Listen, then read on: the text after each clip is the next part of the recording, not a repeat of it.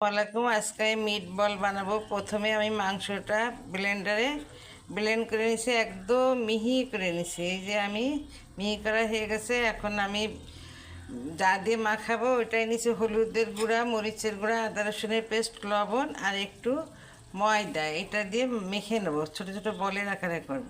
আমার সঙ্গে থাকেন, দেখেন। আমি পেঁয়াজটা ভাজা ভাজা হয়ে গেছে, আদা রসুনের পেস্ট দেবো, ধনিয়ার গুঁড়া, জিরার গুঁড়া, শুকনা মরিচ, হলুদ, এইগুলা দিলাম। আর এই যে বাদাম বাটা দিলাম, দিয়ে আমি ভালো করে কষাই নেব। মশলাটা কষানো প্রায় হয়ে গেছে। এখন আমি বলের আকারে শেপ দিয়ে হাতটা ভিজাই ভিজাই নিয়ে এইভাবে ছাড়তে হবে।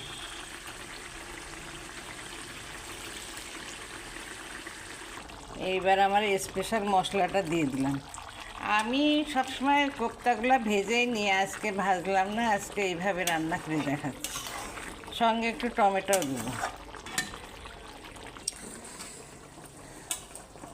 এই যে হয়ে গেছে আমার মজাদার কোপ্তা। আলহামদুলিল্লাহ, হয়ে গেছে আমার মজাদার কোপ্তা।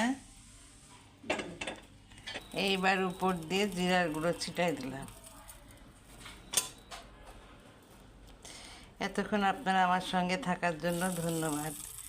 এই যে মটরশুঁটি দিয়ে আর টমেটোর সঙ্গে আছে মজাদার কোপ্তা, চিকেন কোপ্তা। আসসালামু আলাইকুম। আজকে আমি চিকেন ফ্রাই করব। আমি একটু জাল দিয়ে নিচ্ছি, মশলা দিয়ে একটু সিদ্ধ করে নেব। আমি আদা রসুনের পেস্ট, লবণ আর মরিচের গুঁড়া দিছি। এই যে আমার ম্যাগি মশলা, এটা দিয়ে দিলাম। এবার সয়া সস দেবো আর অল্প একটু তেল দেবো।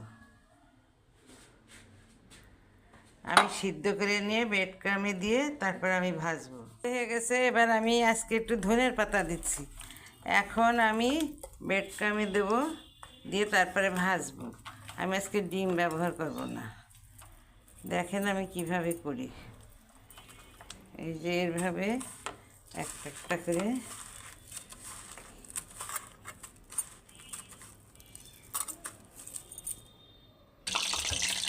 এবার আমি চিকেনগুলো ভাজতেছি।